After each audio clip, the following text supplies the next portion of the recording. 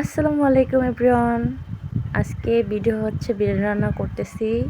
এটার ভিডিও আপনাদের সাথে শেয়ার করতেছি। আর এটা যে কত মাস আগের আমি নিজেও জানি না। আসলে আমার গ্যালারি ফুল হয়ে গেছে, এডিটিং করতে ইচ্ছা করে না, ভয়েসিং দিতে ইচ্ছা করে না, তাই আসলে ভিডিওগুলো ছাড়া হয় না। যখন দেখতে পারলাম যে আমি নিজেই ফেঁসে যাচ্ছি, যে আমার মেমোরি ফুল হয়ে যাচ্ছে, আমি ক্যামেরা দিয়ে কোনো ভিডিও ফটো করে নিতে পারতেছি না, এখন একটু এনার্জি চলে আসছে। তো এখন তাড়াতাড়ি করে অনেক পুরানো ভিডিওগুলোতে আমি ভয়েসিং দিয়ে দিয়ে আমি ছাড়ছি। তো আসলে ভিডিও আগে করতে হয়, আগের ভিডিওগুলাই করে করে রেখে রেখে দিতে হয়, কারণ প্রতিদিন তো আর মানুষ এভাবে বিরিয়ানি, গরুর মাংস, মুরগির মাংস, মাছ, ভালো ভালো জিনিস খায় না। হয়তো বা বড়লোকরা খায়, বাট আমরা খাই না। তো দেখা যায় কি, অনলাইনে ভিডিও দেখার পর না সবাই মনে করে হা এরা কত ভালো আছে, এরা কত ভালো খাচ্ছে। আসলে এটা না, এটা একদমই না। এরকম ভেবে কোনোদিনই কোনো কিছু ভাবাটা উচিত না। আসলে নেটে আমরা অবশ্যই একদিন একটু ভালো রান্না করলে ওটাকেই চেষ্টা করব ভিডিও করে ছাড়ার জন্য।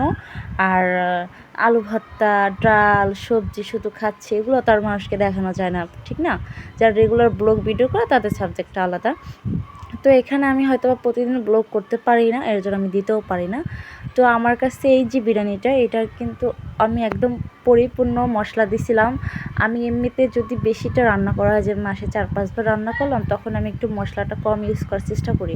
আর এটা আমার মেবি আমার খালা আসছিলো, তখন আমি রান্না করছিলাম, এর জন্য আমি একটু ভরপুর মশলা দিয়ে রান্না করছিলাম। খুবই মজা হয়েছিল, মাশাল্লাহ। দেখতে যেরকম লোভনীয় ছিল, খেতেও সেরকম ছিল। তো 1-1.5 কেজির মতো রান্না করছিলাম, আমার অতটা খেয়ালও নাই।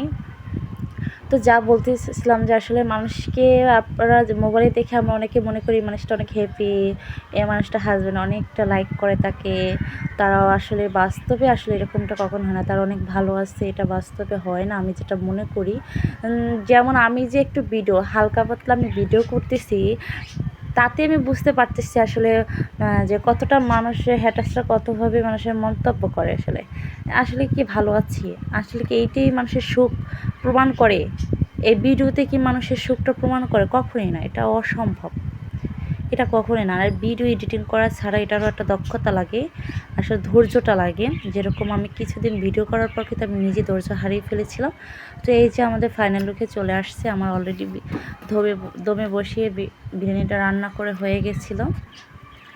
তো আমার কাছে অনেকটা ভালো লাগছিলো, অনেকটা খেতে মজা হয়েছিল। আমার খালামণি আসছিলো তখন রান্না করছিলাম, তো সবাই মজা করে খেয়েছিলাম।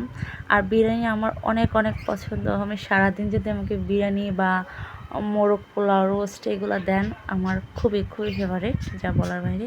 তো ভিডিওটা কেমন হয়েছে অবশ্যই কমেন্ট বক্সে জানাবেন। সবাই ভালো থাকবেন। আসসালামু আলাইকুম।